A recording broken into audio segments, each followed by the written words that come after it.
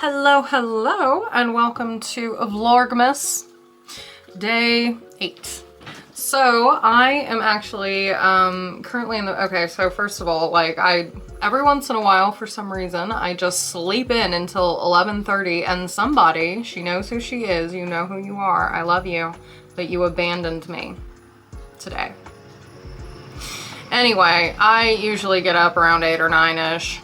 It's my preference. Sometimes I sleep in a little late, but yes, every once in a while, I didn't even stay up like late or super late. It's like 1-ish when I went to bed, something like that, which is pretty normal for me. And yeah, for some reason, I just slept until 11:30. So my first meeting was at 2. It's like 2:45 right now. She had to leave early. Usually my sessions are minimum 1 hour. I'm on average, they're just an hour, but anywho. I'm currently getting ready to just do the whole speed up and shrink down, all that with my advent calendar here. So let's get that part out of the way. Let's export 1080. All right, so for Vlogmas day 8, yeah, so like I said, I slept in. I don't have a ton of time today, at least if I'd like to post this before midnight. But yeah, I think today we are gonna move on to another Christmas movie, just because I have nothing else. I did want to show you though, I'm wearing a, I don't know if it's crooked right now, it's probably fine, but got a little festive type bow in my hair. I think it's cute. It actually came with some makeup I bought, a few weeks back. It's flower nose, and I mean the bow really had nothing to do with it. As a matter of fact, I didn't think I'd end up wearing it, but it stays in place pretty well and it does look nice on my hair. Plus, I mean, like, I like wearing the hats, but they do actually make me kind of warm pretty quick, so I just, for work, I wanted my hair to look somewhat presentable, and I thought I'd try the bow, and it went well for me. So movie number 3, It's a Wonderful Life. Now, this is one that I think a lot of people who are fans of it, they tend to have grown up with it, you know? I did not. This is not one that I ever watched as a kid. As a matter of fact, I don't think I ended up seeing it at all until like the past 5 or so years. I think my wife finally introduced me to it. Okay, as usual, I have planned poorly, and I need to plug in my camera. Sorry, this cord is like really stiff and it keeps wanting to pull the camera down. I think I've sorted it though. Okay, so It's a Wonderful Life. Like I said, I think that, I don't know, maybe I'm just making stupid assumptions, maybe it doesn't matter, but I do think that a lot of people who are fans of it probably grew up with it, and I didn't see it, like I said, until I want to say like the past 5 years or so.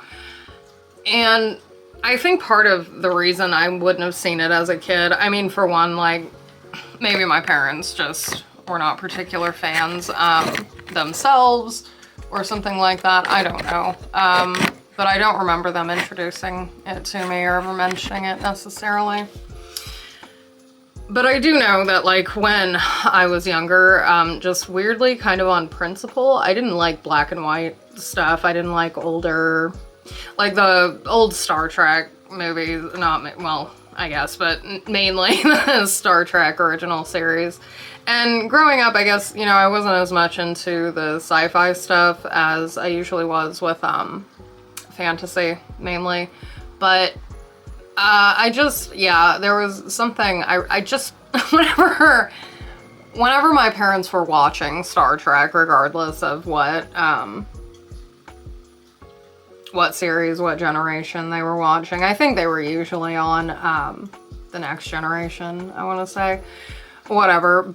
It was just like anytime like I passed by when they were watching it on the TV, it was just like they're just in the bridge, like on the bridge, just talking about nothing. It always seemed to me. But in any case, when I got older, and it was actually, again, it was Loki who introduced me to the Star Trek original series, which I found extremely charming for a number of reasons. The special effects send me, okay?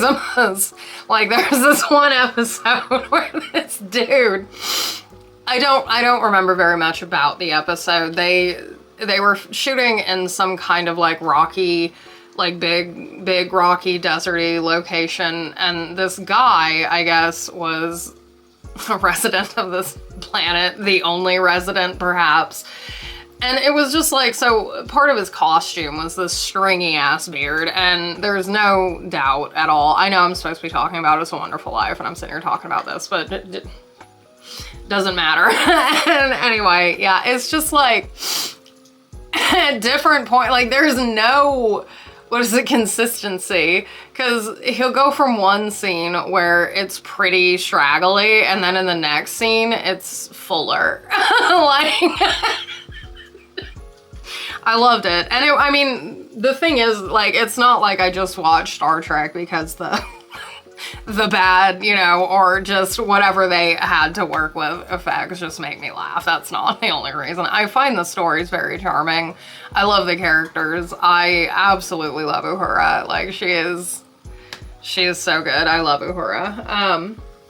But anyway, my point is, as an adult, I have come to appreciate older media a little bit more, and I thought that It's a Wonderful Life was so charming. It was a very long movie. I don't remember how long, but like 2.5, 3 hours, I think. It's not a short one, and it is a very long story, but I will say, like, it's not one of those long movies where you're like, I don't think it needed to be that long.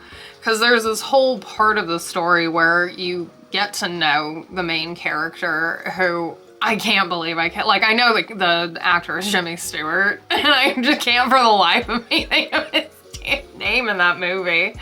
But no, so if you've never seen it, yeah, you spend the first half-ish of the film, like, getting to know him from childhood, like who he was to the people around him and the differences he made in their lives, right? The fact that he was there made a big difference to a lot of people. And it just, like, his life just gets to a point where, as an adult, so he's married with kids now, and things have not in his life gone exactly as he planned.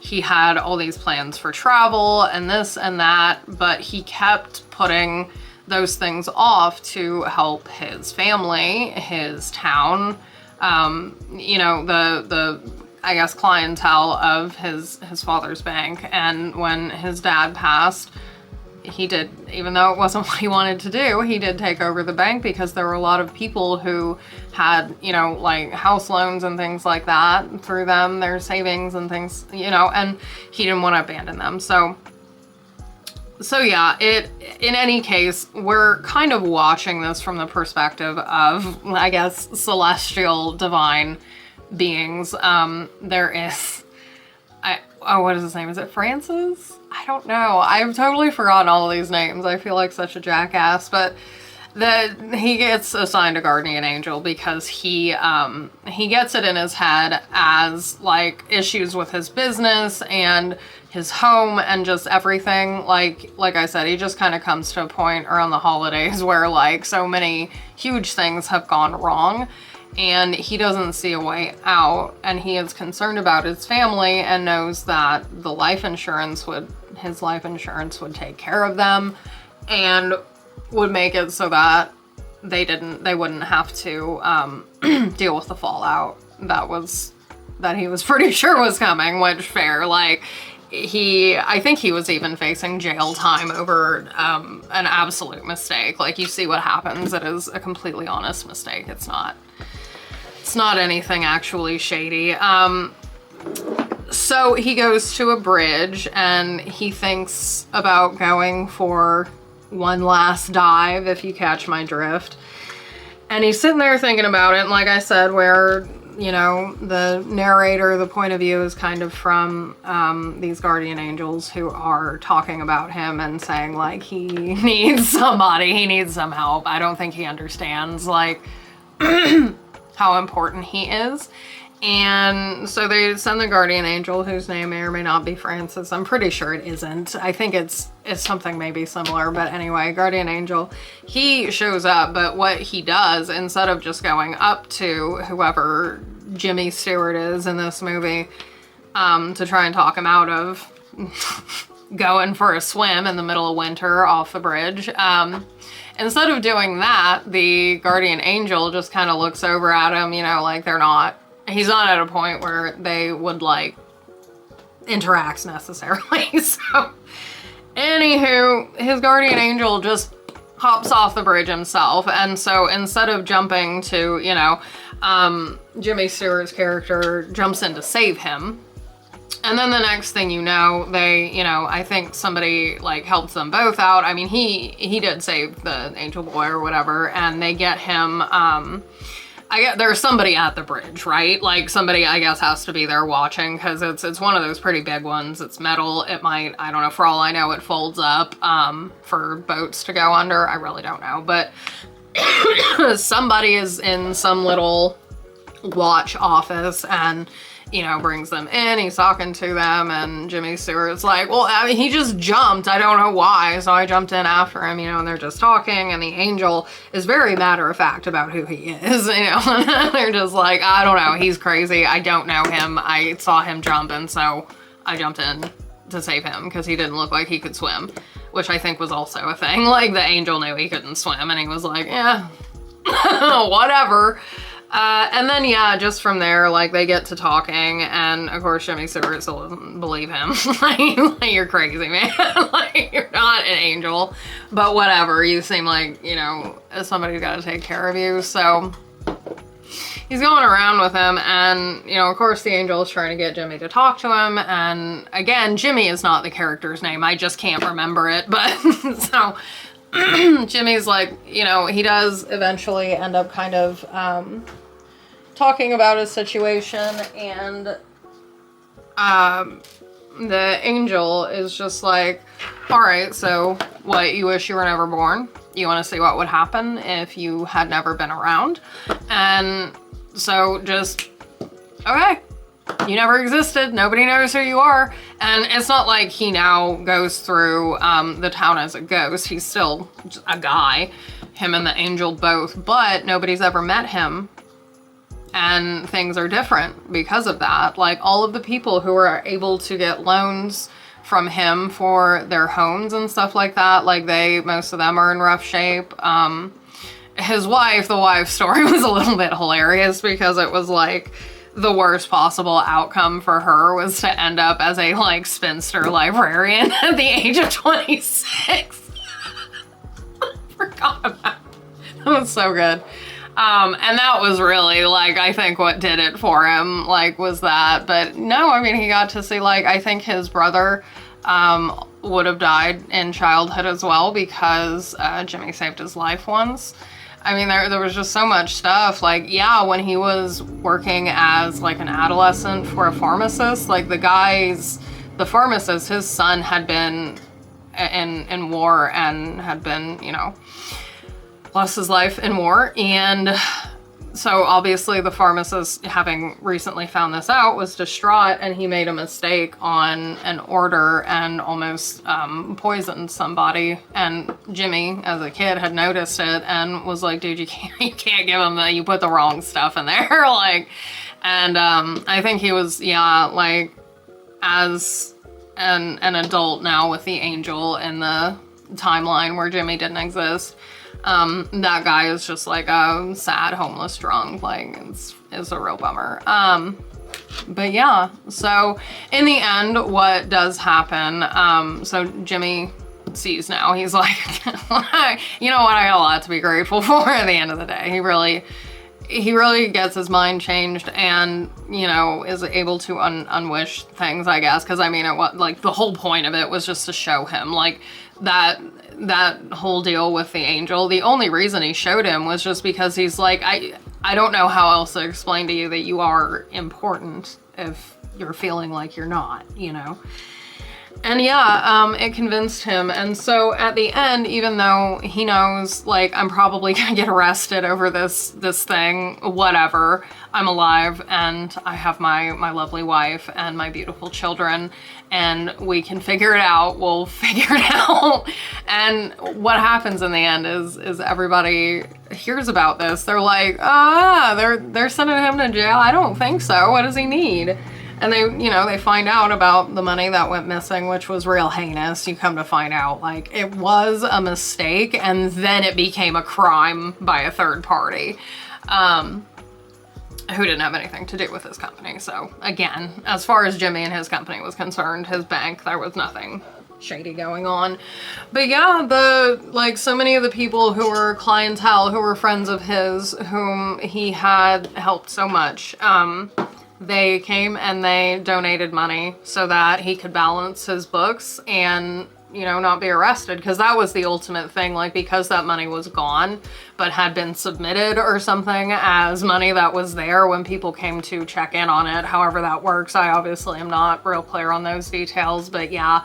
And so yeah, it was so good. It's so charming, and I'm really looking forward to watching it again. So that is the third of the 5.5-ish Christmas movies I put on my list.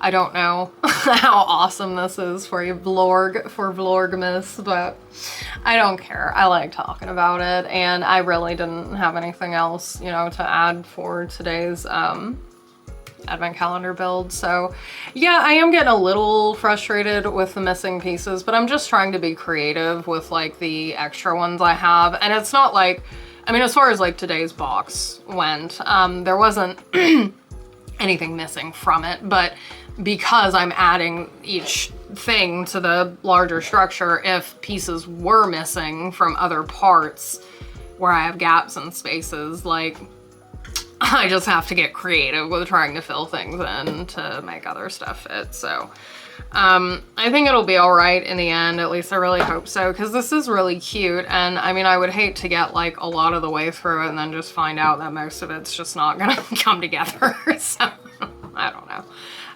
It's still fun. It's still something to do. And honestly, it did just turn into something that works well for me for Vlogmas. Vlogmas, as it were. I wonder if I should edit this one, since I'm mostly just talking, so that the speed is slower. I don't know, maybe I will. It doesn't matter. That's it. That's all I've got. Thank you so much for spending your time with me today. I do have more time tomorrow during the day, so hopefully I'll have something fun. Like, I do have various things I need to get to, be they festive or not. So I will be including, you know, just whatever might be vaguely interesting for my vlogs. I still don't think I really want to try and do my nails yet. Like, they're still on pretty good, and I just prefer to leave them alone until they want to come loose. And I don't really like painting them in the middle. I prefer to just wear whatever I put on until it's time to come off. But I'm rambling again. I'm doing it again. I always do this. Thank you for spending your time with me. Happy Vlogmas Day 8. And I can't wait to see you all again tomorrow. Bye.